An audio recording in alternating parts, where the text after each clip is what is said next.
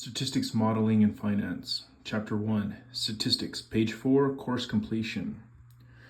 Course Completion. To complete this course and receive a completion certificate and course credit, you must successfully complete the following. Read all course chapters and pass all end of chapter quizzes. Take and pass the course proctored final examination.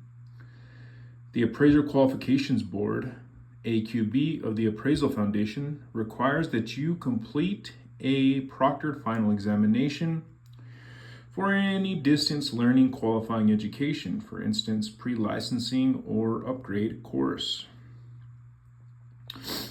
You may choose a live in-person proctor or a virtual online proctor, depending on your state requirements. Exemptions are Arkansas, Kentucky, and New York. The below states require the following. Arkansas allows online exams to be taken with an online proctor, Monitor EDU, or an in-person proctor. In-person proctors must be pre-approved by the state of Arkansas. Find a list of pre-approved qualified proctors here. Some proctor locations charge a proctoring fee. Kentucky requires online exam be taken with an in-person proctor. Virtual proctor exam monitoring, Monitor EDU, is not accepted by the state of Kentucky, and exam results will be denied.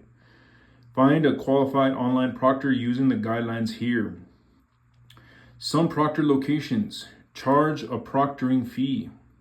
New York requires online exams be taken with an in-person proctor that is pre-approved by the state of New York. Virtual proctor exam monitoring, Monitor EDU, is not accepted by the state of New York, and exam results will be denied. Find the New York proctor policy and instructions. Effective January 1st, 2025, the New York proctor policy will be changing. Students will no longer have their exams scheduled by McKissock. Students will have to schedule their own exams with a proctor from the approved New York proctor list. Students in all other states have two options, excluding Kentucky and New York. Use the virtual online proctoring with Monitor EDU option and pay the $15 proctoring fee. Fee is per exam attempt. Use the online in-person proctoring and find your own qualified online proctor using the guidelines found here.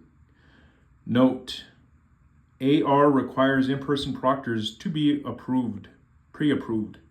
A full list of pre-approved proctors can be found here. We recommend you confirm with your state's regulatory agency which forms of proctor is required.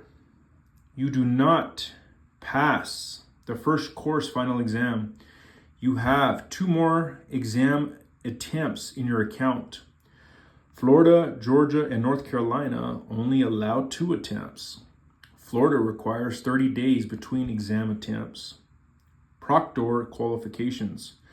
A proctor is an approved person who administers an exam and upholds the integrity of the exam taking process. It is the student's responsibility to find their own proctor. Short of providing suggestions of types of people who could be asked, McKissock cannot provide any further assistance in finding a proctor. For guidelines on who is an eligible proctor, see below. Examples of people who could serve as a proctor would be librarians, teachers, police officers, community volunteers, religious leaders, or someone who works in the public service industry. Ineligible proctors would be family members, your supervisor, a coworker, or someone with whom you intend to be employed.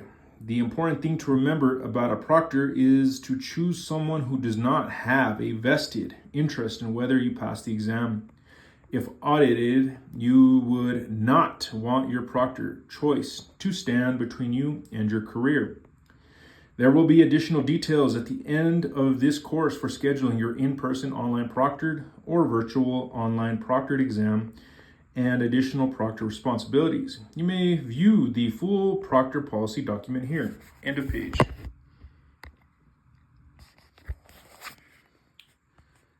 Page 5, overview of Chapter 1, Statistics, Modeling, and Finance. In this chapter, we will investigate what statistics are and why they are important. We will look at some practical examples of why it makes sense to employ statistics when we work with numbers. We'll also examine some caveats when the use of statistics is appropriate and when it is not. We will define and differentiate between two branches of statistics, descriptive and inferential. Descriptive statistics serve to measure and analyze what data we have gathered. Inferential statistics can be useful in predicting other results given the data we have. We will examine various kinds of graphs that may be employed to visually demonstrate the relationships between variables. We will also investigate graphical analysis by using scatter diagrams to investigate relationships between two variables. In the last part of the chapter, we will have an introduction to the various functions of the HP12C calculator. End of page.